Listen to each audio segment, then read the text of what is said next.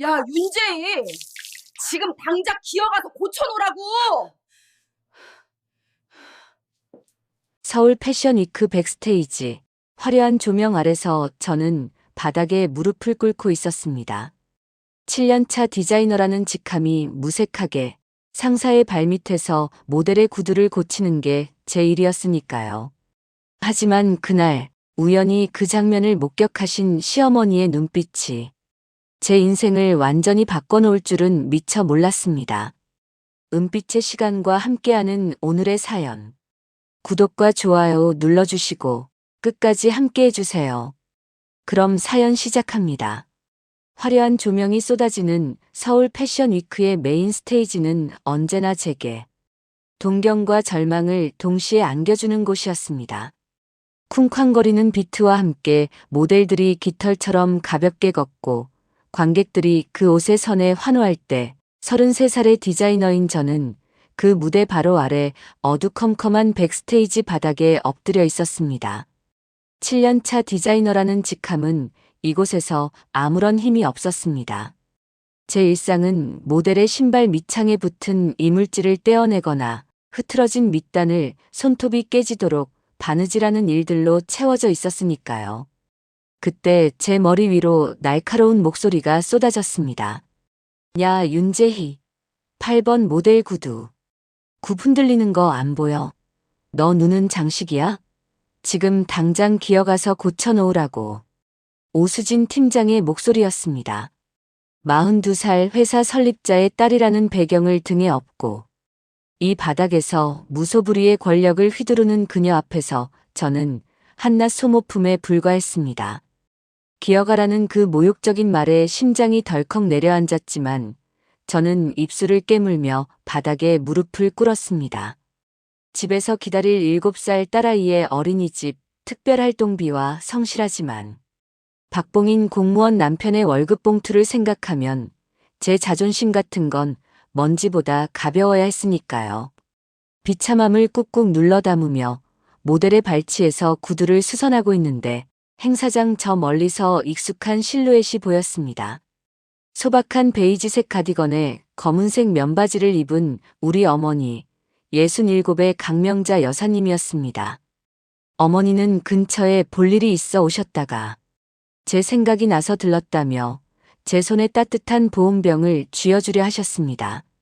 그런데 어머니의 시선이 제 모습에서 멈춘 순간 저는 얼굴이 화끈거려 고개를 들 수 없었습니다. 화려하게 성공한 며느리가 아니라 상사의 발밑에서 기어다니는 초라한 여자의 모습을 들키고 만 것입니다. 어머니께는 늘 팀장님이 저를 너무 아껴서 탈이라고 저는 이 회사의 핵심 인재라고 거짓말을 해왔는데 그 비참한 민낯을 다 보이고 만 겁니다. 어머니는 아무 말씀 없이 제 곁에 서 계셨습니다. 그런데 이상했습니다. 평소 같으면 아이고 바쁜데 괜히 왔네 하며 황급히 나가셨을 텐데 그날의 어머니는 달랐습니다. 어머니의 시선이 천천히 백스테이지에 걸린 의상들을 훑어가는 게 느껴졌습니다. 마치 전시회에 온 감정사처럼 한 벌 한 벌을 꼼꼼히 살펴보시는 것 같았습니다. 그때 오 팀장이 또각거리는 키릴 소리를 내며 다가와 제 곁에 서 계신 어머니를 위아래로 훑어보았습니다. 윤대리, 이 할머니는 뭐야? 설마 뒤풀이 행사에 이런 분을 모셔온 건 아니지? 수준 떨어지게 진짜. 경비, 여기 외부인 통제 안 해? 오 팀장의 비아냥이 화살처럼 날아와 어머니의 가슴에 꽂히는 게 느껴졌습니다. 저는 급하게 일어나 어머니의 팔을 잡으며 말했습니다. 죄송합니다, 팀장님. 어머니가 잠깐 들르신 거예요. 지금 모시고 나가겠습니다. 평소라면 아이고 미안합니다 하고 먼저 허리를 굽히셨을 어머니였습니다. 그런데 그날의 어머니는 평소와 달랐습니다. 어머니는 오 팀장을 물끄러미 바라보시더니 그녀 옆에 걸린 드레스 원단을 손끝으로 살짝 만지셨습니다. 마치 오래된 습관처럼 너무나 자연스럽게. 이 원단. 폴리에스테르 혼방이네. 겉감만 번지르르 하고 속은 싸구려야. 어머니의 중얼거림이 작게 들렸습니다. 오 팀장은 그 말을 듣지 못했지만 저는 뚜렷하게 들었습니다. 그리고 순간 의아했습니다. 어머니가 어떻게 원단의 재질을 아실까? 평생 검소하게 살아오신 어머니가 왜 고급 원단과 싸구려를 구분하실 수 있는 걸까? 저는 어머니를 이끌고 서둘러 행사장을 빠져나왔습니다. 어머니는 제 손을 잡으셨는데 그 손에 힘이 들어간 게 느껴졌습니다. 떨림이 아니라 단단하고 서늘한 힘이었습니다. 집으로 돌아오는 차 안에서 어머니는 단 한마디도 하지 않으셨습니다. 창밖만 응시하시는 어머니의 옆모습을 흘끗 보는데 어머니의 턱선이 팽팽하게 당겨져 있었습니다. 평소에 인자한 미소는 온데간데없고 마치 무언가를 깊이 생각하시는 듯한 날카로운 집중력이 느껴졌습니다. 차가 신호등에 멈췄을 때 어머니가 바닥에 떨어진 제 스케치북 조각 하나를 주우셨습니다. 오 팀장이 제 기획안을 찢을 때 흘러나온 종이 조각이었습니다. 어머니는 그 작은 조각을 가만히 들여다보시더니 다시 작게 중얼거리셨습니다. 이 선, 나쁘지 않은데. 60수 실크의 이 드레이프라면 충분히 살릴 수 있어. 저는 깜짝 놀라 어머니를 쳐다봤습니다. 60수 실크라는 전문 용어, 드레이프라는 단어를 어떻게 아시는 걸까요? 어머니는 평생 시장에서 장 보시고 손주 돌봐주시고 집안일 하시며 사셨는데 왜 패션 디자이너들이나 쓰는 용어를 그렇게 자연스럽게 말씀하시는 걸까요? 어머니 그게. 제가 뭔가 물어보려는 순간 어머니는 조용히 말씀하셨습니다. 제희야, 넌 재능이 있다. 하지만 저런 곳에서 재능이 썩고 있구나. 어머니의 목소리는 평소처럼 부드러웠지만 그 안에 담긴 무게는 달랐습니다. 마치 오랜 세월 잠들어 있던 무언가가 깨어나는 것 같은 서늘하면서도 뜨거운 기운이 느껴졌습니다. 집에 도착하자마자 어머니는 안방으로 들어가셨습니다. 한참 뒤 방문 틈새로 어머니가 오래된 옷장을 뒤지시는 소리가 들렸습니다. 궁금했지만 감히 들어가 여쭤볼 수 없었습니다. 그날 밤 어머니의 눈빛이 제가 지난 7년간 한 번도 본 적 없는 날카로움으로 빛나고 있었으니까요. 밤늦게 화장실을 가려고 복도를 지나는데 어머니 방에서 희미한 불빛이 새어나왔습니다. 살짝 열린 문틈으로 보니 어머니는 뭔가를 손에 쥐고 가만히 내려다보고 계셨습니다. 달빛을 받아 은빛으로 번쩍이는 그것은 낡은 제단 가위였습니다. 어머니의 거칠어진 손가락이 가위날을 천천히 쓰다듬는 모습이 마치 오래 헤어졌던 연인을 다시 만난 것처럼 애틋해 보였습니다. 도대체 우리 어머니는 누구실까요? 왜 원단의 재질을 아시고 디자인의 선을 평가하실 수 있는 걸까요? 그리고 저 은빛 가위는 무엇이며 어머니는 왜 30년은 좋게 넘어 보이는 그 가위를 그토록 소중하게 품고 사셨던 걸까요? 전날의 수모가 채가시기도 전 다음날 출근한 사무실은 평소보다 더 차가운 공기가 감돌았습니다. 저는 밤새 눈을 붙이지 못한 채 거실 식탁 아래서 메인 컬렉션 수정안을 다듬었습니다. 어머니는 밤늦도록 제 곁을 지키며 말없이 깎아놓은 사과 한 접시를 밀어주셨지요. 그때 보았던 어머니의 깊고도 서늘한 눈빛이 자꾸만 잔상처럼 남았습니다. 하지만 회사 문을 여는 순간 그 모든 걱정은 현실적인 공포로 바뀌었습니다. 오수진 팀장은 제가 들어오자마자 자신의 책상 위에 놓인 제 기획안, 뭉치를 손가락 끝으로 툭툭 치며 비웃었습니다. 윤대리 이거 하느라 밤샜어? 노력이 가상하긴 한데 어쩌나. 너랑 우리 엘리제아랑 급이 안 맞는 걸 이제야 깨달았네. 그녀는 제가 정성껏 그린 스케치북을 집어들더니 한 장씩 천천히 찍기 시작했습니다. 드르륵 찢어지는 종이 소리가 제 가슴팍을 갈갈이 찢어놓는 것 같았습니다. 제가 절규하듯 그 손을 잡으려 하자 그녀는 옆에 있던 얼음물이 든 컵을 제 얼굴을 향해 그대로 끼얹었습니다. 촌스러운 레이스에 구닥다리 실루엣. 너 같은 애들 때문에 우리 엘리제아 이미지가 깎이는 거야. 이따위 쓰레기는 파쇄기가 먹는 게 딱이지. 그녀는 젖은 채 바닥에 떨어진 제 스케치들을 발로 지시기더니 파쇄기에 밀어 넣었습니다. 날카로운 기계음과 함께 제 7년의 열정이 종이 가루가 되어 쏟아졌습니다. 동료들은 고개를 숙인 채 숨을 죽였고 저는 젖은 머리카락 사이로 흐르는 물을 닦아낼 힘조차 없어 그 자리에 주저앉았습니다. 정말이지 이 회사에서 나는 사람이 아니었습니다. 그저 저 여자가 발로 짓밟고 갈아치울 수 있는 소모품에 불과했습니다. 비틀거리며 화장실로 들어가 거울을 보는데 얼음물에 젖어 축 처진 제 머리칼과 번진 마스카라 자국이 보였습니다. 거울 속 여자는 33세 디자이너 윤재희가 아니라 그저 누군가의 분풀이 대상으로밖에 보이지 않았습니다. 눈물이 쏟아질 것 같아 입술을 깨물었지만 결국 터져 나온 건 비명 섞인 흐느끼기였습니다. 그렇게 겨우 하루를 버텨내고 집에 돌아왔을 때 현관문을 열자마자 구수한 된장찌개 냄새가 코끝을 스쳤습니다. 거실에서는 어머니가 조용히 뜨개질을 하고 계셨습니다. 평소와 똑같은 일상이었지만 제게는 그 따뜻함이 독처럼 가슴을 파고들었습니다. 제이 왔니? 씻고 밥 먹자. 어머니의 부드러운 목소리에 저는 그만 현관 앞에 주저앉아 엉엉 울어버렸습니다. 7년간 참아왔던 모든 수치심과 분노와 절망이 한꺼번에 터져 나왔습니다. 어머니는 달려오셔서 제 어깨를 감싸 안으시며 아무 말 없이 제 등을 토닥여 주셨습니다. 어머니, 저 이제 정말 못하겠어요.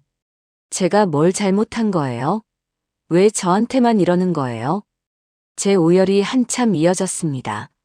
어머니는 여전히 아무 말씀 없이 제 머리를 쓰다듬어 주셨습니다. 그런데 이상했습니다. 어머니의 손길은 따뜻했지만 그 손을 감싸고 있는 공기는 점점 차갑게 식어가는 게 느껴졌습니다. 한참을 울고 나서 고개를 들었을 때 어머니의 얼굴을 보고 저는 숨이 멎는 듯 했습니다. 평소의 인자한 미소는 온데간데 없었습니다. 어머니의 눈빛은 마치 잘 갈아놓은 칼날처럼 서늘하게 빛나고 있었습니다. 제희야, 그 여자가 내 그림을 찢었다고. 네. 파쇄기에 다 갈아버렸어요. 어머니는 천천히 고개를 끄덕이시더니 일어나 안방으로 향하셨습니다. 저는 멍하니 그 뒷모습을 바라봤습니다. 어머니의 걸음걸이가 평소와 달랐습니다. 노인의 느릿한 걸음이 아니라 마치 무언가를 결심한 사람의 단호한 발걸음이었습니다. 한참 뒤 안방에서 옷장 서랍을 여닫는 소리가 들렸습니다. 무언가를 찾으시는 것 같았습니다. 저는 조심스럽게 안방 문 앞으로 다가갔습니다. 어머니, 괜찮으세요? 들어와라, 제희야. 어머니의 목소리는 평소처럼 잔잔했지만 그 안에 담긴 무게가 달랐습니다. 문을 열고 들어가니 어머니는 옷장 깊숙한 곳에서 꺼낸 낡은 상자를 무릎 위에 올려놓고 계셨습니다. 먼지가 수북이 쌓인 그 상자를 열자 그 안에서 빛바랜 잡지들이 나왔습니다. 이게 뭐예요?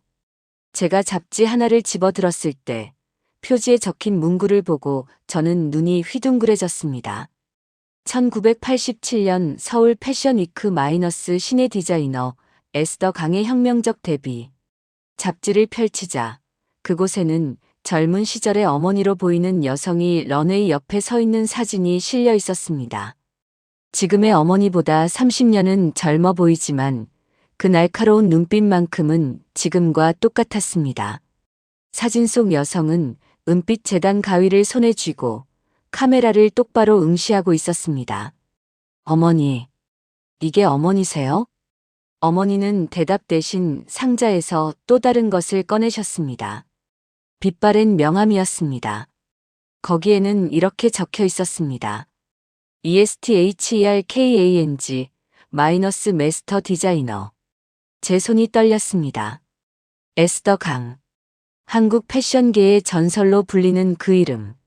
1980년대 혜성처럼 나타나 업계를 뒤흔들었지만 어느 날 갑자기 사라져버린 천재 디자이너. 회사 선배들이 술자리에서 에스더 강만 있었어도 한국 패션이 지금보다 10년은 앞서갔을 거야라고 감탄하던 바로 그 사람.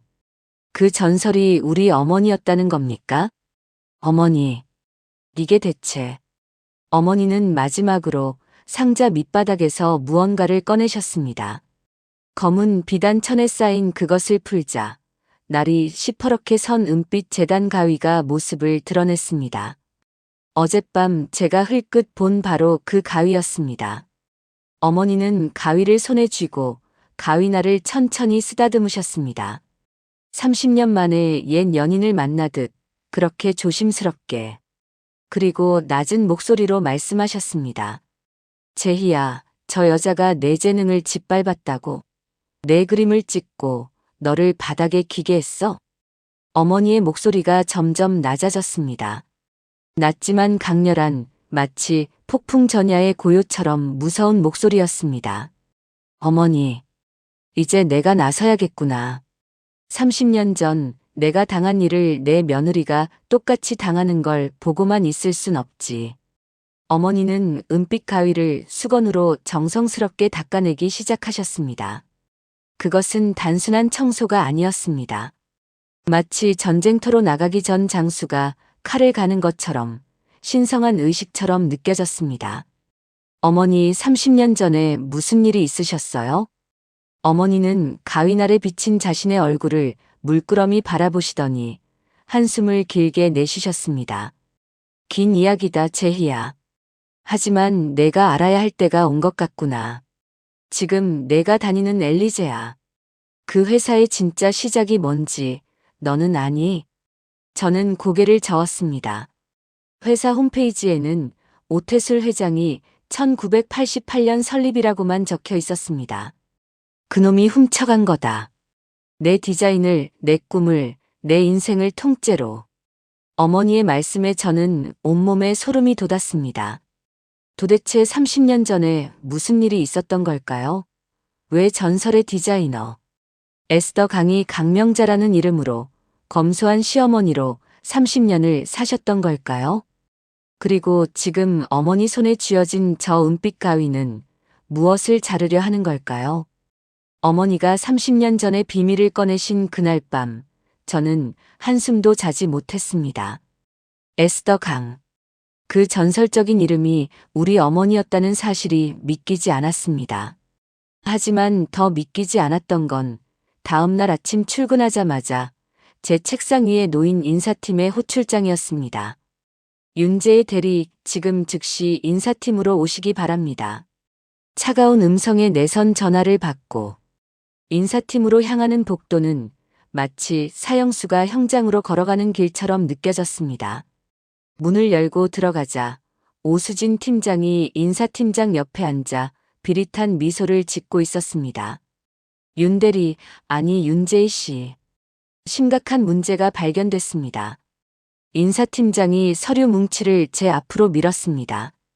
그곳에는 제가 회사 공금 2천만 원을 개인 용도로 횡령했다는 증거 서류들이 빼곡히 들어 있었습니다.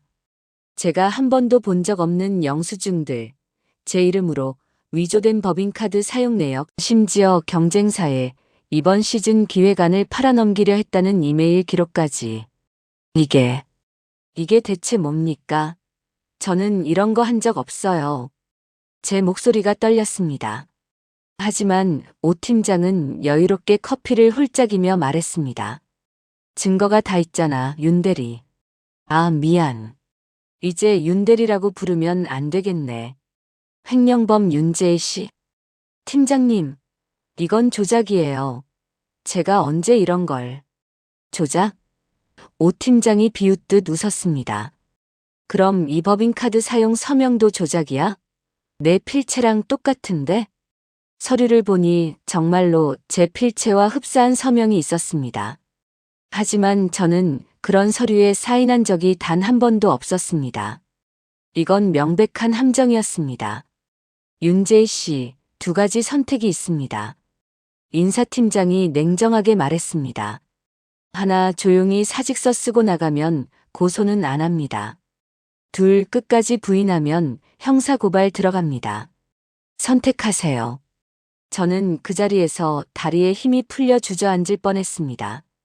7년을 버텨온 이 회사가 하루아침에 저를 범죄자로 만들어버린 겁니다. 생각할 시간 드릴게요. 오늘 퇴근 전까지 답 주세요. 인사팀을 나오는데 복도에서 동료들이 수군거리는 소리가 들렸습니다. 제이 씨 횡령했대. 진짜? 그렇게 조용하던 사람이. 역시 사람은 겉만 봐선 모르나 봐. 저는 비틀거리며 회사 비상계단으로 향했습니다. 계단 구석에 주저앉아 머리를 감싸 쥐었습니다. 이제 정말 끝이구나. 내 인생은 여기서 이렇게 무너지는구나 싶어 가슴을 쳐봤지만 터져나오는 건 비명 섞인 오열뿐이었습니다. 그날 저는 회사를 그냥 나왔습니다. 집으로 가야 하는지 어디로 가야 하는지도 모른 채 그저 걷고 또 걸었습니다. 어느새 제 발걸음은 한강 다리 위에 멈춰 있었습니다. 다리 난간에 기대서서 검은 강물을 내려다봤습니다. 바람이 차갑게 뺨을 때렸습니다. 이대로 사라지면 이 지옥 같은 수모가 끝날까? 남편과 딸아이가 횡령범의 가족으로 살아가는 것보다 차라리 제가 없어지는 게 나을까? 눈물이 뺨을 타고 흘러내렸습니다. 난간을 붙잡은 손에 힘을 주는데 그때 등 뒤에서 따뜻하고 단단한 손길이 제 어깨를 감싸 쥐었습니다. 깜짝 놀라 돌아보니 어머니였습니다. 평소에 소박한 옷차림으로 제 곁에 서 계셨습니다. 어머니는 아무 말 없이 제 손을 꼭 잡으셨습니다. 어머니, 어떻게 여기를? 내 사무실 앞에서 기다리고 있었다. 내 얼굴 보고 알았지. 저것들이 무슨 짓을 했는지. 어머니의 목소리는 떨림이 없었습니다. 저는 어머니의 품에 얼굴을 묻고 아이처럼 엉엉 울었습니다.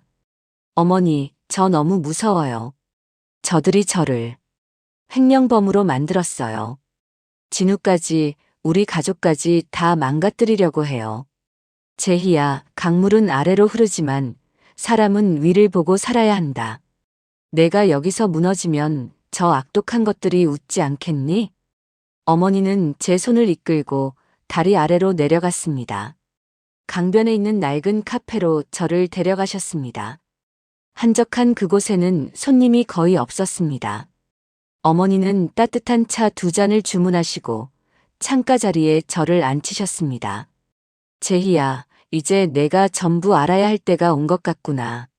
어머니는 가방에서 어제 보았던 그 낡은 명함을 꺼내 제 앞에 놓으셨습니다. ESTHERKANG 마이너스 마스터 디자이너. 1987년 나는 서울 패션 위크에 데뷔했다. 26살 아무것도 가진 게 없었지만 재능과 꿈만큼은 누구보다 뜨거웠지. 어머니의 목소리가 멀리서 들려오는 것처럼 느껴졌습니다.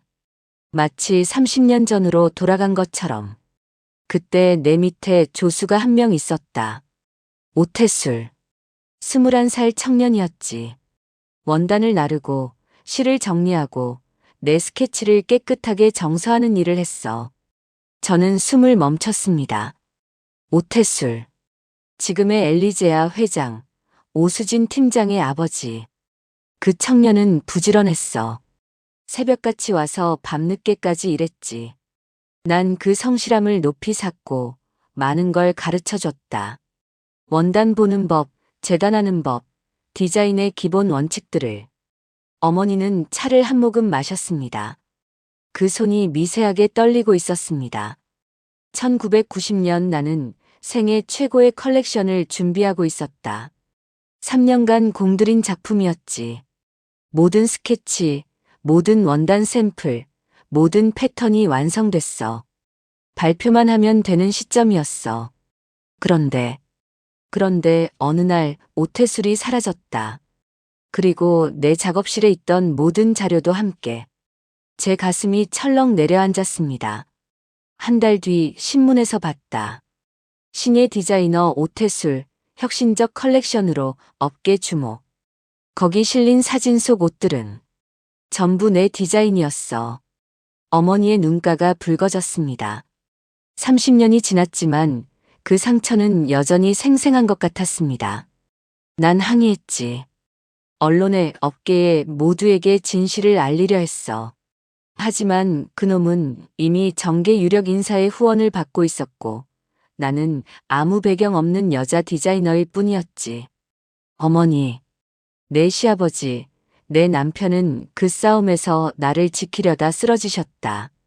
부도딱지 붙은 공방에서 심장을 부여잡고 그렇게 가셨어. 제 눈에서 눈물이 주르륵 흘러내렸습니다.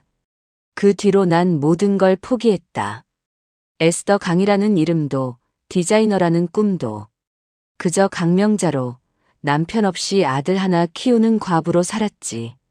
30년간 어머니는 저를 똑바로 바라보셨습니다.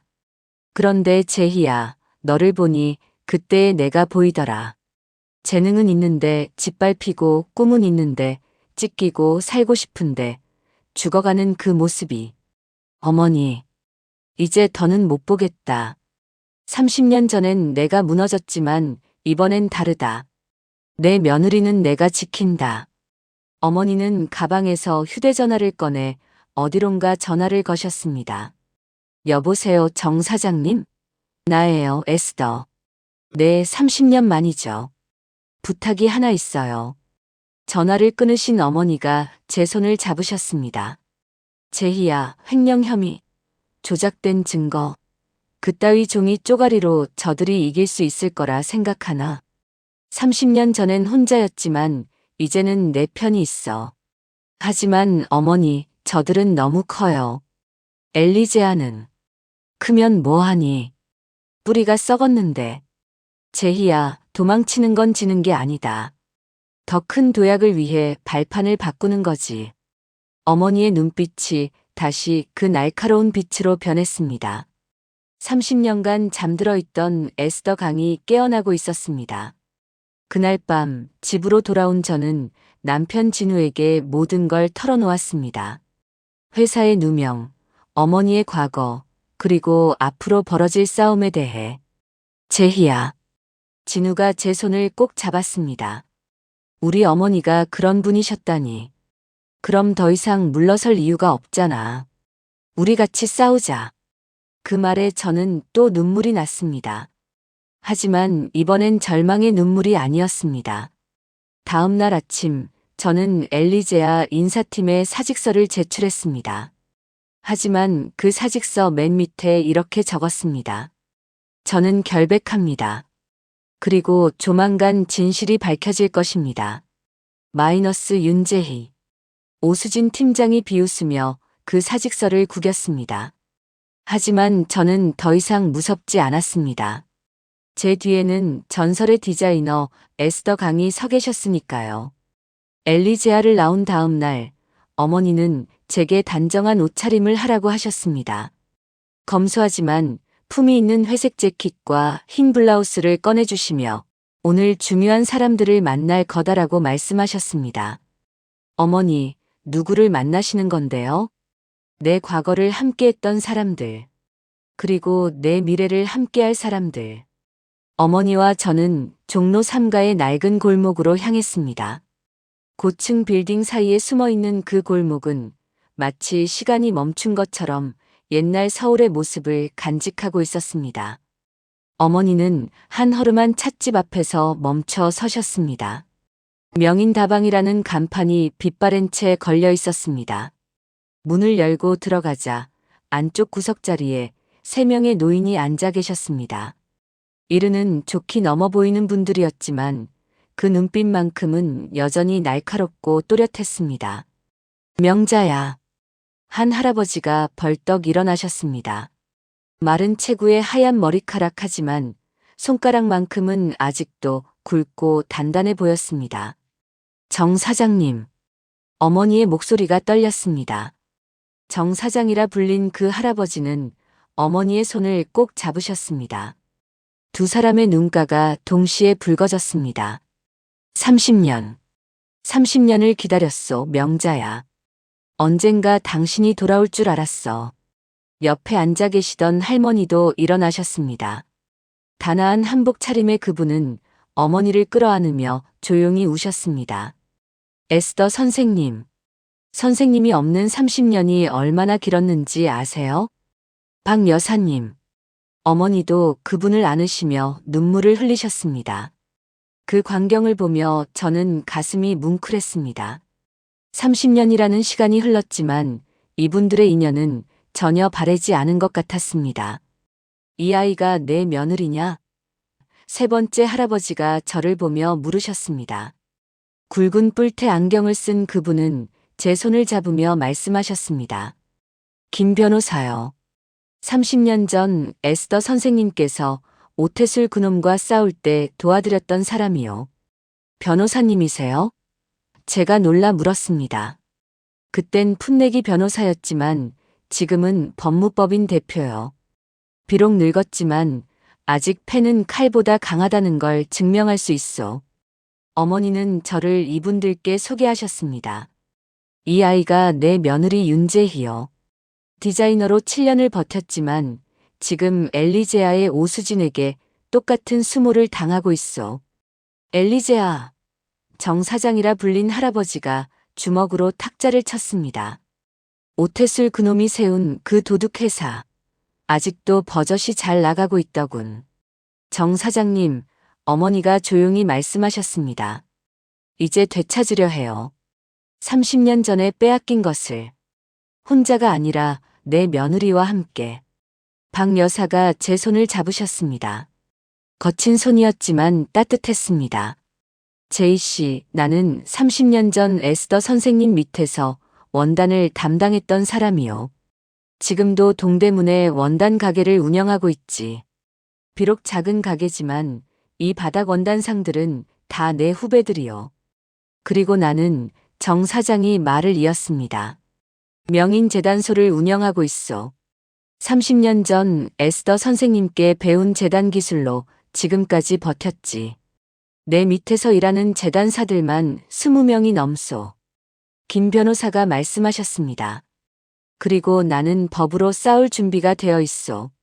오태술이 저지른 디자인 도용, 그리고 지금 그 딸년이 제이 씨에게 뒤집어 씌운 횡령 조작. 전부 밝혀낼 수 있어. 저는 이 어르신들을 바라보며 가슴이 뜨거워졌습니다. 70대, 80대의 노인들이지만 그 눈빛만큼은 30년 전 청년처럼 불타오르고 있었습니다. 하지만 제가 조심스럽게 말했습니다. 엘리제아는 너무 커요. 오 회장은 정계에도 인맥이 있고 자본도 어마어마하고 크면 뭐하나. 정 사장이 웃으셨습니다. 뿌리가 썩었는데. 제이 씨, 이 바닥은 자본만으로 움직이지 않소. 진짜 실력 있는 사람들이 누군지 30년을 이 업계에서 버틴 사람들은 다 알고 있지. 박 여사가 말씀하셨습니다. 엘리제아가 지난 30년간 내놓은 디자인, 우리 눈에는 다 보였어.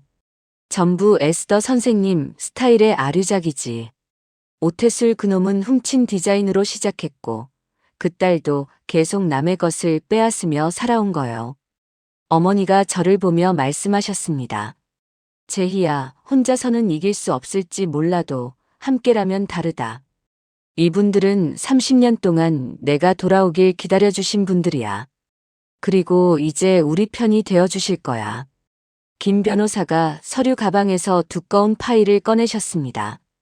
에스더 선생님, 30년 전 오태술이 선생님 디자인을 도용한 증거들, 제가 다 모아뒀습니다.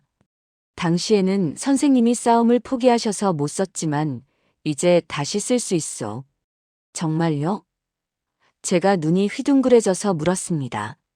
그럼 원본 스케치, 원단 샘플 주문서, 심지어 오태술 그놈이 선생님 작업실에서 자료를 훔쳐나가는 걸 목격한 증인 진술서까지 다 있어. 정 사장이 덧붙였습니다. 그리고 우리 업계 사람들도 다 알고 있어. 엘리제아의 시작이 도둑질이라는 걸. 지금까지는 입 다물고 있었지만 에스더 선생님이 돌아오신다면 우리 모두 증언할 준비가 되어 있어. 박 여사가 제 손을 다시 잡으셨습니다. 제이 씨, 당신 디자인 봤소. 며칠 전 명자가 보여준 스케치 조각. 그거 보고 알았지. 당신은 에스더 선생님의 진짜 후계자요. 선생님 못지않은 재능을 가지고 있어.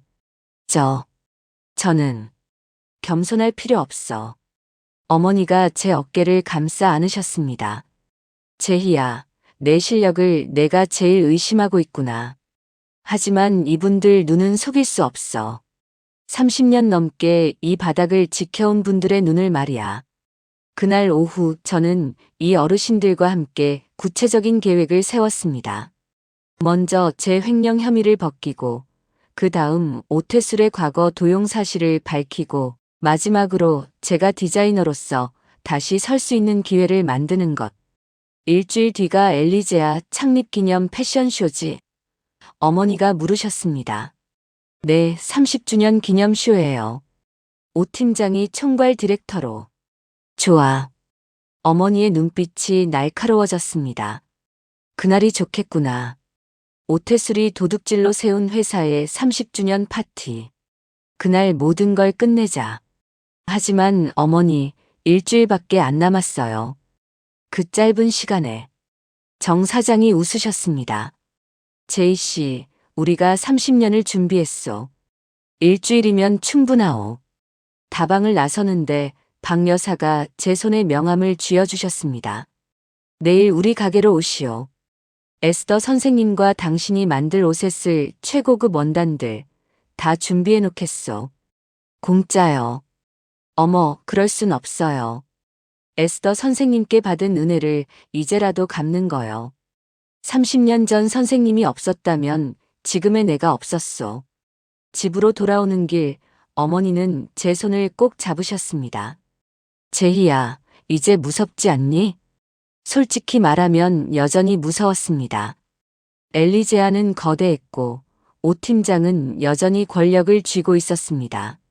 하지만 동시에 가슴 한편에서 뜨거운 무언가가 타오르기 시작했습니다. 무섭지만 이제 혼자가 아니라는 게 느껴져요. 어머니가 웃으셨습니다. 30년 만에 처음 보는 진짜 미소였습니다. 그래, 우리는 혼자가 아니야. 그리고 제희야, 이건 복수가 아니다. 정당하게 빼앗긴 것을 되찾는 거야. 우리의 권리를. 그날 밤 저는 처음으로 7년 만에 편하게 잠들 수 있었습니다. 여전히 앞길은 험했지만 이제 제 뒤에는 30년을 기다려온 사람들이 서 있었으니까요. 하지만 저는 아직 몰랐습니다. 30년 전의 진실이 제가 상상했던 것보다 훨씬 더 깊고 아픈 이야기였다는 것을. 어르신들을 만나고 돌아온 다음 날 어머니는 저를 안방으로 불러 앉히셨습니다. 장롱 깊숙한 곳에서 꺼낸 낡은 앨범을 무릎에 올려놓으시고 한참을 말없이 표지를 쓰다듬으셨습니다. 제희야, 이제 전부 이야기해 줄게. 30년 전 내가 왜 에스더 강을 버리고 강명자로 살아야 했는지. 어머니의 목소리는 담담했지만 앨범을 넘기는 손끝은 가늘게 떨리고 있었습니다. 첫 페이지에는 젊은 시절 어머니의 사진이 있었습니다. 26, 런웨이 옆에서 은빛 가위를 든 채 자신감 넘치는 미소를 짓고 계셨습니다. 지금의 조용한 어머니와는 너무도 달랐습니다. 1987년 나는 서울 패션 위크에 데뷔했어. 아무것도 가진 게 없었지만 재능만큼은 확신했지.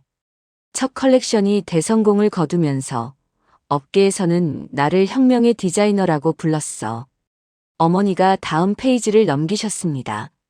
거기에는 작은 작업실 사진이 있었습니다. 미신기 2대와 원단 더미가 전부인 좁은 공간. 여기가 내 첫 작업실이었어. 청담동도 강남도 아닌 을지로 뒷골목의 반지하. 하루에 18시간씩 일했지. 밤새 가위질하고 새벽에 원단 시장 가고 오후에는 고객들 만나고. 힘드셨겠어요. 힘들지 않았어. 내가 좋아서 하는 일이었으니까. 그리고 어머니의 손끝이 다음 사진에 멈췄습니다. 이 사람이 있었으니까.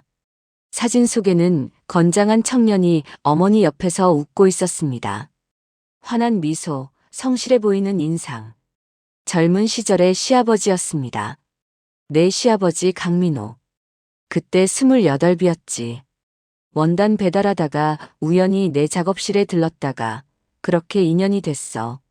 그 사람은 디자인은 몰랐지만 내 꿈을 누구보다 응원해줬지. 어머니의 눈가가 촉촉해졌습니다. 1989년에 결혼했어. 작업실 한쪽 구석에서 간소하게. 손님도 10명 안 됐지. 하지만 그날이 내 인생에서 가장 행복한 날이었어. 다음 페이지에는 작업실에서 일하는 여러 사람들의 사진이 있었습니다. 그중 구석에 앳된 얼굴의 청년이 보였습니다. 이 사람이. 제가 손가락으로 가리켰습니다. 오태술. 어머니의 목소리가 차갑게 식었습니다. 1989년 여름 21살 청년이 내 작업실 문을 두드렸어. 디자인을 배우고 싶다고 무보수로 일하겠다고 했지. 어머니는 그 얼굴을 오래 들여다보셨습니다. 처음엔 부지런했어. 새벽같이 와서 작업실 청소하고 원단 정리하고 실 감고. 난 그 성실함에 감동해서 조금씩 가르쳐주기 시작했지. 재단하는 법, 원단 보는 법, 디자인의 기본 원칙들. 어머니가 직접 가르쳐 주신 거예요? 그래. 내가 평생 터득한 기술들을 아낌없이 나눠줬어. 그 청년의 눈빛이 간절해 보였거든. 가난한 집안에서 자라 배움의 기회가 없었다는 얘기에 나도 모르게 정이 들었나 봐. 어머니가 앨범을 덮으셨습니다. 다음 이야기는 사진 없이도 선명하게 기억하시는 것 같았습니다. 1990년 봄 나는 생애 최대의 프로젝트를 시작했어. 더 실버 드림이라는 컬렉션. 3년간 구상하고 준비한 작품이었지. 한국 패션을 세계에 알릴 수 있는 기회였어. 어머니의 손이 주먹을 쥐었습니다. 모든 스케치가 완성됐고 원단 샘플도 다 모았고 패턴도 전부 만들었어. 발표 2달 전이었지. 그때 내 시아버지가 말했어. 여보, 이 작품은 우리 인생을 바꿀 거야. 당신은 곧 한국 최고의 디자이너가 될 거야. 그런데 어머니의 목소리가 떨렸습니다. 그런데 어느 월요일 아침 작업실 문을 여는 순간 알았어. 뭔가 잘못됐다는 걸. 공기가 달랐어. 서류가 흩어져 있었고 서랍이 열려 있었고 금고 문이 따여 있었어. 설마 모든 스케치가 사라졌어. 3년간 그린 디자인 도안 120장, 원단 샘플 500개, 제작 매뉴얼, 심지어 협력업체 명단까지. 내 모든 것이 증발한 거야. 제 가슴이 철렁 내려앉았습니다. 경찰에 신고했지. 하지만 도난당한 게 종이와 천 조각이라는 이유로 제대로 조사도 안 해줬어. CCTV도 없던 시절이었고 작업실 열쇠는 나랑 내 시아버지 그리고 오태술. 그래. 그 청년은 일주일 전부터 출근을 안 했어. 전화도 안 받고 하숙집에도 없었지. 난 그때부터 불길한 예감이 들었어. 어머니가 찻잔을 들어 한 모금 마셨습니다. 손이 심하게 떨려서 찻잔이 받침에 부딪히는 소리가 났습니다. 한 달 뒤 신문에서 봤어. 신예 디자이너 오태술, 파격적 컬렉션으로 업계 화제. 기사와 함께 실린 사진 속 옷들은 전부 내 디자인이었어.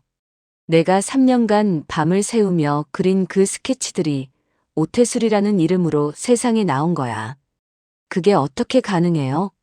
어머니 작품인 걸 증명할 수는 없었어요? 증명? 어머니가 쓰게 웃으셨습니다. 제희야, 난 원본을 전부 잃어버렸어. 오태술은 내 스케치를 그대로 가져갔지만 자기가 재해석했다고 주장했지. 그리고 그때 그 청년 뒤에는 이미 거물 정치인이 붙어 있었어. 정치인이요? 오태술의 숙부가 당시 국회의원이었어. 나중에 안 사실이지만 그 청년은 처음부터 목적이 있었던 거야. 내 작업실에서 기술을 배우고 내 인맥을 파악하고 타이밍을 보다가 모든 걸 훔쳐 달아난 거지. 어머니의 눈에서 눈물이 흘러내렸습니다. 난 항의했어. 언론사에 연락하고 업계 사람들에게 진실을 알렸지. 하지만 오태술 뒤에는 권력이 있었고 난 아무 배경 없는 여자 디자이너였어. 오히려 나를 질투에 미친 여자, 남의 성공을 시샘하는 인간으로 몰아갔지. 그럴 수가. 내 시아버지는 나를 지키려고 필사적으로 싸웠어. 변호사를 찾아다니고 증인들을 모으고 밤낮 없이 뛰어다녔지. 하지만 어머니의 목소리가 끊겼습니다. 그 스트레스가 그 사람 심장을 망가뜨렸어. 시아버지. 1991년 2월 14일 새벽. 어머니의 목소리가 가늘게 떨렸습니다. 작업실에 또 부도 통지서가 날아온 날이었어. 내 시아버지는 그 서류를 보다가 그대로 쓰러졌어. 심근경색. 병원에 도착했을 때는 이미 어머니가 더 이상 말을 잇지 못하셨습니다. 저는 어머니를 끌어안았습니다. 30년이 지났지만 그 아픔은 여전히 생생한 것 같았습니다. 한참을 울고 난 뒤 어머니가 다시 말씀하셨습니다. 남편을 잃고 작업실은 문을 닫았고 업계에서는 나를 끝난 사람으로 취급했어. 그리고 그때 깨달았지. 이 싸움을 계속하면 내 뱃속에 있던 아기, 내 남편까지 잃을 수도 있다는 걸. 남편이요? 그때 임신 중이셨어요? 응. 3달. 그게 내가 싸움을 포기한 이유야. 뱃속 아기를 지켜야 했으니까. 어머니는 창밖을 바라보셨습니다. 그 뒤로 나는 강명자로 살았어. 에스더 강이라는 이름도 디자이너라는 꿈도 전부 묻었지. 작은 공장에서 미싱일하고 시장에서 장사하고 그렇게 아들 하나 키웠어. 30년간. 어머니, 가끔은 생각했어. 다시 시작할 수 있지 않을까? 하지만 뉴스에서 오태술의 소식을 볼 때마다 그가 점점 더 커지는 걸 볼 때마다 난 더 작아졌어. 그리고 어느 순간 싸울 용기조차 사라졌지. 어머니가 저를 돌아보셨습니다. 그런데 제희야, 너를 보니 30년 전 내 모습이 보이더라. 재능은 있는데 짓밟히고 꿈은 있는데 찢기고 숨 쉬고 싶은데 목이 조여지는 그 느낌. 내가 당한 그 고통을 내 며느리가 똑같이 겪고 있더라고. 어머니의 눈빛이 다시 날카로워졌습니다. 그 순간 깨달았어. 내가 30년 전에 도망친 건 내 아들을 지키기 위해서였다고 스스로를 위로해왔지만 사실은 그냥 겁이 났던 거야. 하지만 이제는 다르다. 이제는 내가 지킬 사람이 있으니까. 내 며느리를. 어머니. 제희야, 이건 복수가 아니야. 이건 정의야. 30년 전에 빼앗긴 것을 찾는 거고 오태술이 훔친 모든 것의 대가를 치르게 하는 거야. 어머니는 장롱에서 그 은빛 가위를 다시 꺼내셨습니다. 그리고 가장 중요한 건 너를 포기하게 만들지 않는 거야. 내가 30년 전에 꿈을 포기했듯이 너도 그렇게 되게 내버려 두지 않을 거야. 저는 어머니의 손을 꼭 잡았습니다. 거칠고 주름진 그 손에는 30년의 한과 참음이 새겨져 있었습니다. 어머니, 함께 싸워요. 30년 전 어머니의 한과 지금 제 아픔을 함께 풀어요. 어머니가 웃으셨습니다.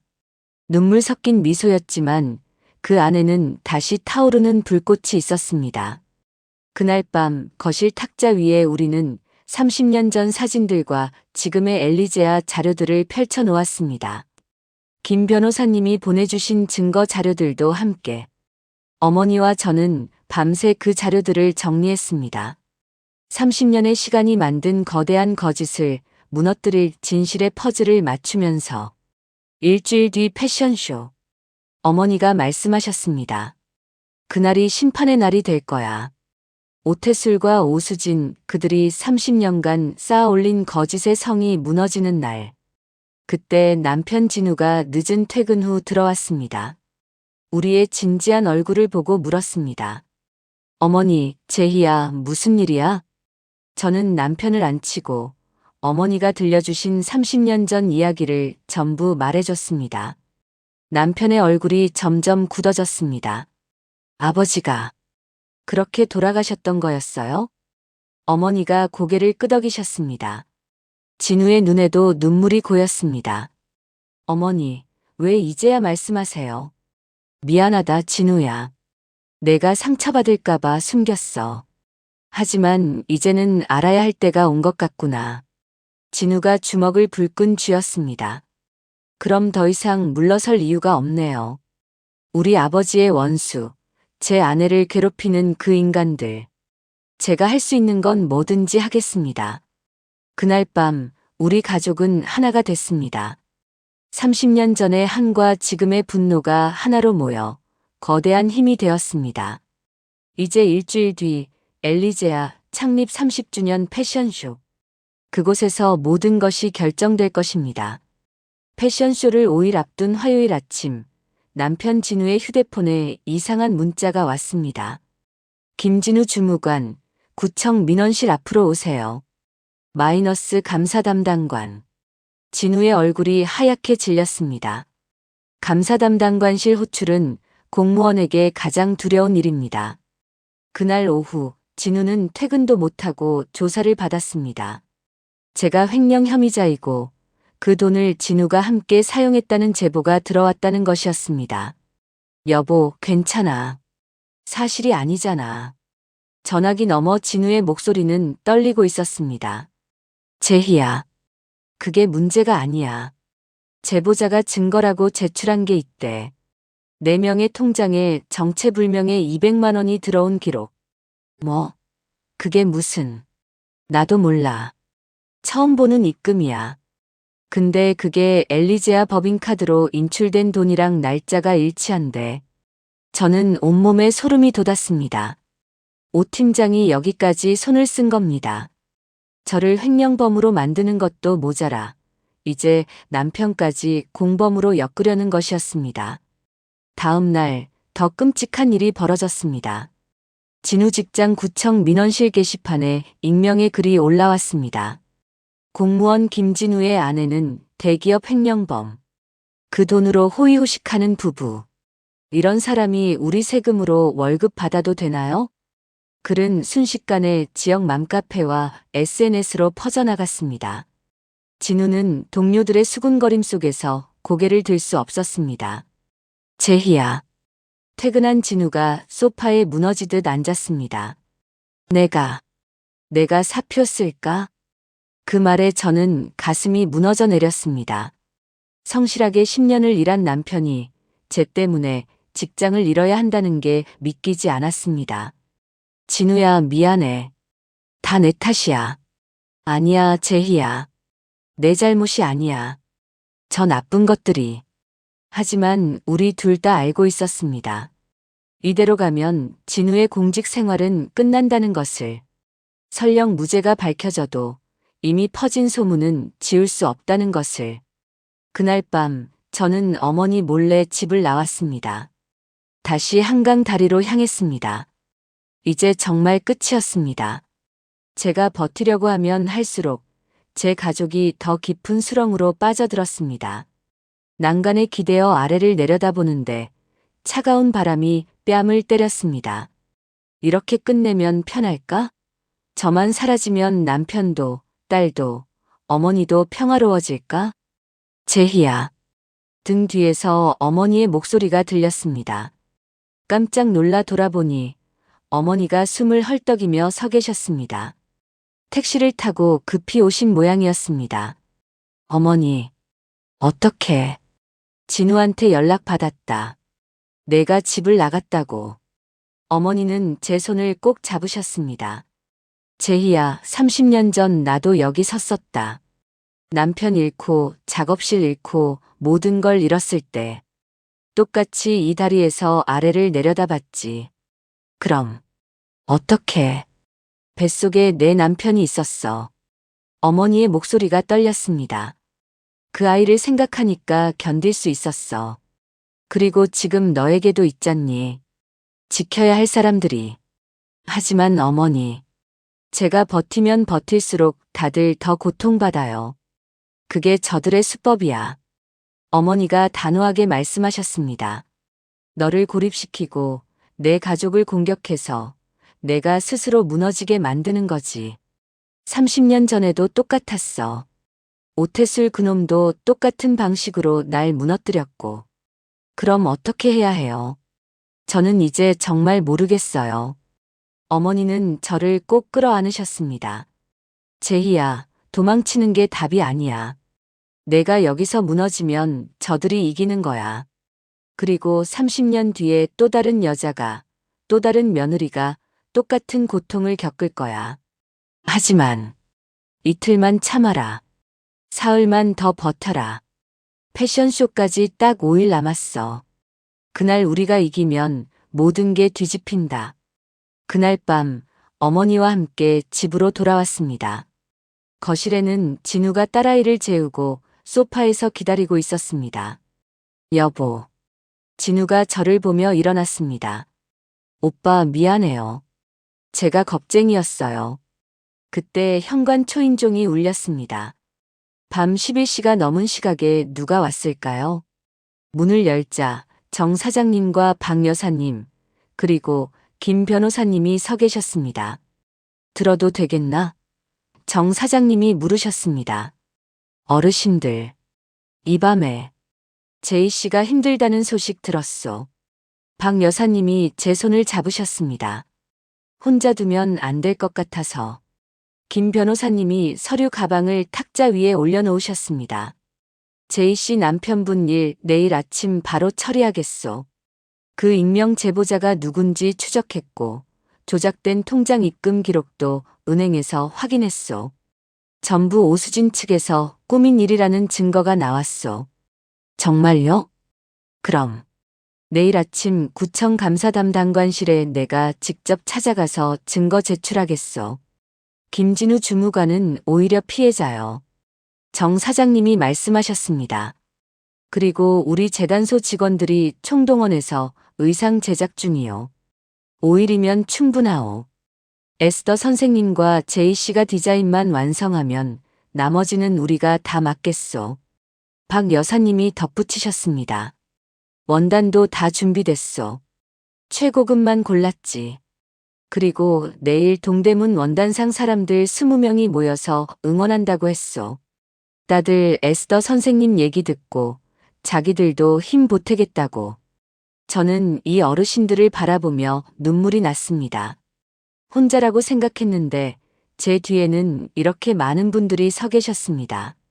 제희야, 어머니가 제 어깨를 감싸 안으셨습니다. 보이지? 우리는 혼자가 아니야.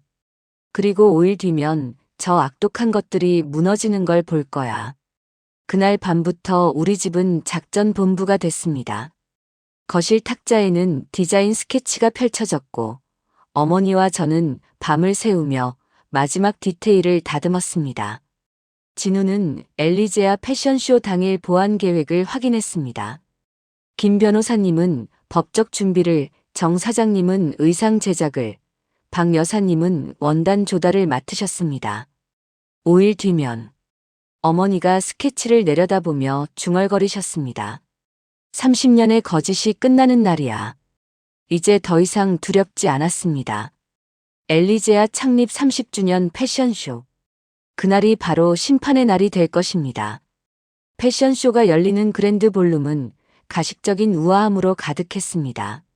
수천 개의 샹들리에가 빛나고 패션계 인사들과 언론이 빼곡히 자리를 채웠습니다.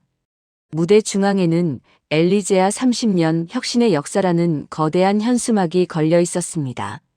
저는 관객석 맨 뒷줄, 구석진 자리에 앉아 있었습니다. 어머니는 제 옆에, 진우는 제 뒤에 서 있었습니다.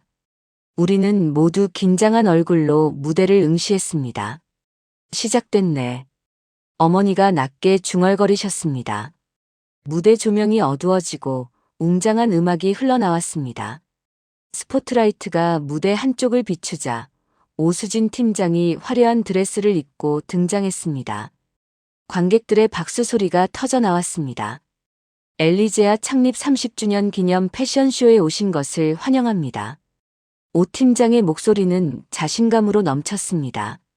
그녀는 마이크를 들고 무대 중앙으로 걸어 나왔습니다. 오늘 여러분께 특별한 컬렉션을 선보이겠습니다. 우리 엘리제아의 미래를 이끌어갈 혁신적인 디자인, 뉴 웨이브 컬렉션입니다. 저는 주먹을 꽉 쥐었습니다. 저 뉴 웨이브라는 이름은 제가 밤새워 만든 기획안의 제목이었습니다. 오 팀장이 파쇄기에 갈아버렸다던 바로 그 기획안. 첫 번째 모델이 런웨이에 올랐습니다. 모델이 입은 드레스를 보는 순간 제 심장이 철렁 내려앉았습니다. 그건 제 스케치 그대로였습니다. 레이스 패턴, 드레이프 라인, 심지어 단추 위치까지 전부. 아름답지 않습니까? 오 팀장이 자랑스럽게 말했습니다.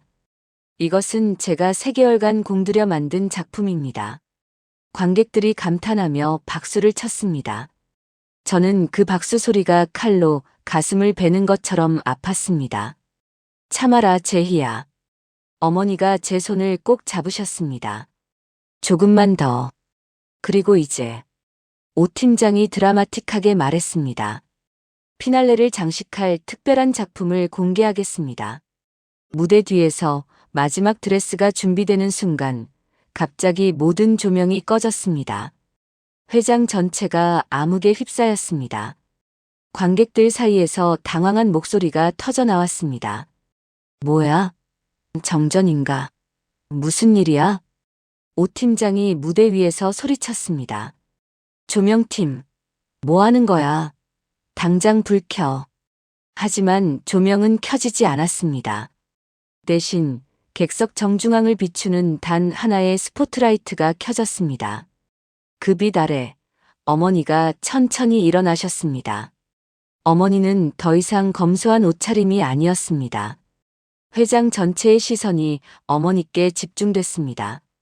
30년이 지났군요, 오태술 씨. 어머니의 목소리가 스피커를 통해 회장 전체에 울려 퍼졌습니다. 김 변호사님이 미리 준비해둔 무선 마이크였습니다. 무대 앞쪽에 앉아있던 오태술 회장이 얼굴이 하얗게 질렸습니다.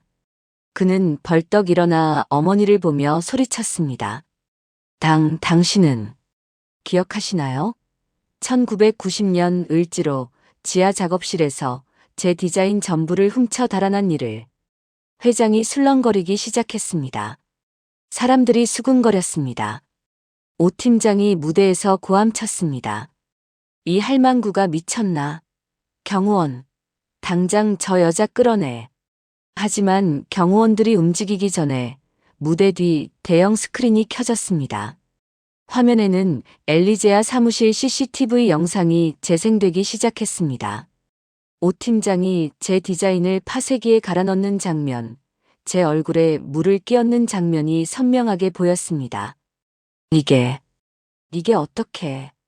오 팀장의 목소리가 떨렸습니다. 김 변호사님이 자리에서 일어나셨습니다. 저는 법무법인 정의 대표 김명수 변호사입니다. 화면에 보이는 것은 오수진 씨가 윤재희 디자이너를 괴롭히고 그녀의 디자인을 도용한 증거입니다. 다음 화면이 이어졌습니다.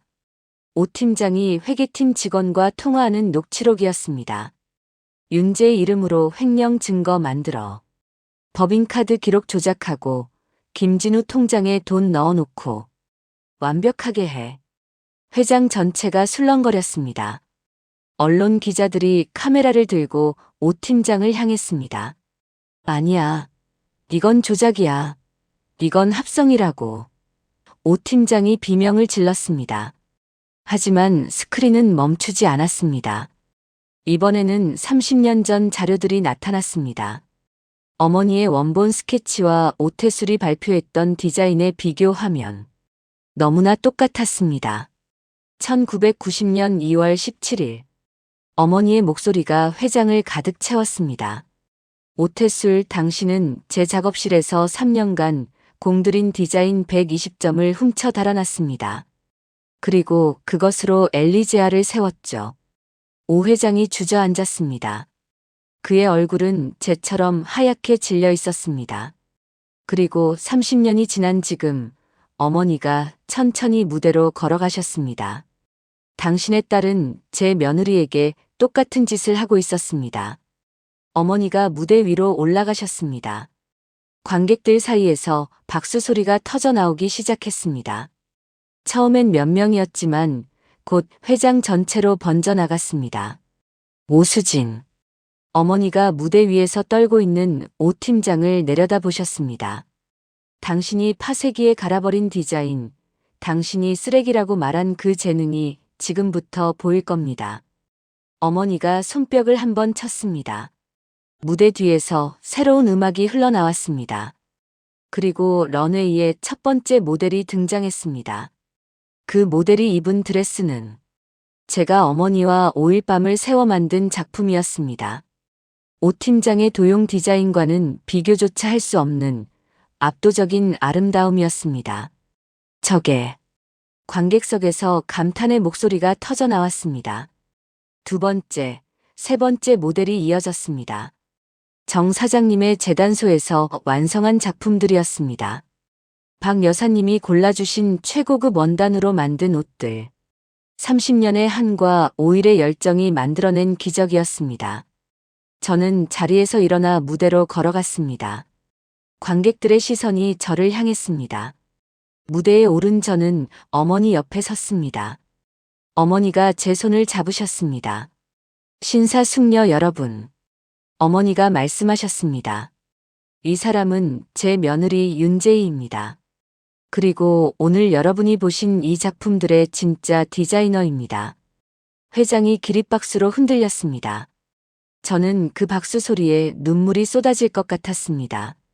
7년간 참아왔던 모든 서름, 모든 분노, 모든 절망이 이 순간 뜨겁고 짜릿한 희열로 바뀌었습니다.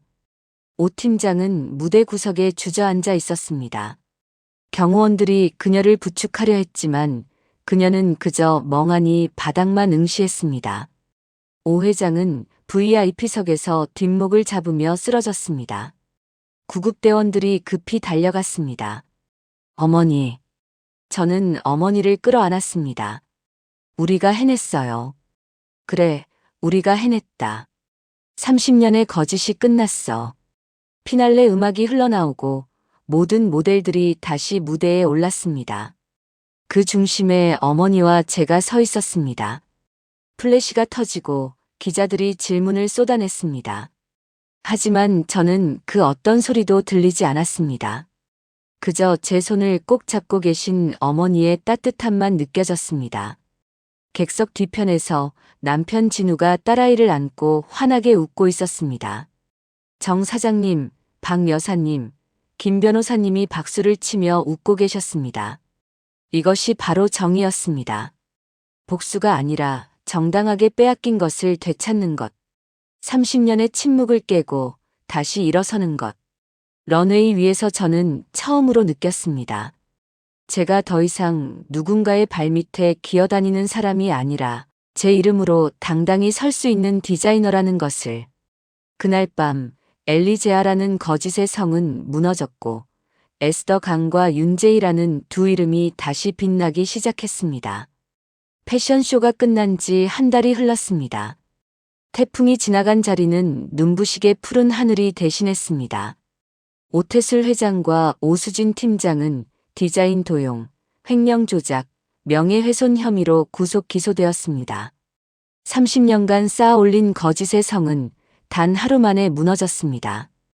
엘리제아는 주가가 폭락했고 이사회는 회사명 변경과 경영진 전면 교체를 결정했습니다. 그들이 그토록 자랑하던 30년의 역사는 사실 30년의 범죄였다는 것이 만천하에 드러났습니다. 김 변호사님 덕분에 진우의 명예도 완전히 회복되었습니다.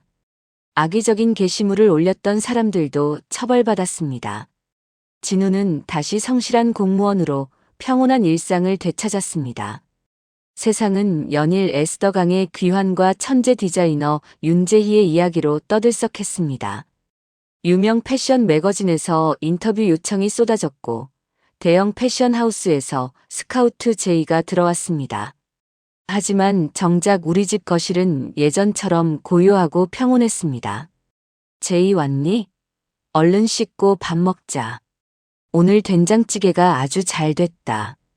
어머니는 다시 평소의 소박한 옷차림으로 돌아와 부엌을 지키고 계셨습니다. 화려한 패션쇼 무대보다 며느리 밥 해먹이는 시어머니 강명자의 삶이 더 좋다고 말씀하시면서요. 어머니, 오늘 또 인터뷰 요청 들어왔어요. 이번엔 프랑스 잡지래요. 그래, 우리 며느리 대단하네. 근데 밥은 먹고 인터뷰하는 거지. 저는 웃으며 식탁에 앉았습니다. 남편 진우가 딸아이 숙제를 봐주고 있었고, 어머니는 능숙한 손놀림으로 반찬을 차려내셨습니다. 이 평범한 일상이 어떤 화려한 런웨이보다 더 아름다웠습니다. 식사를 마치고 우리는 마주 앉아 차를 마셨습니다. 어머니와 저는 차를 마시며 하루를 정리하고 내일을 준비했습니다. 제희야, 어머니가 찻잔을 내려놓으시며 말씀하셨습니다. 나 하나 결정한 게 있다. 뭔데요, 어머니? 어머니는 안방으로 가서 무언가를 가져오셨습니다.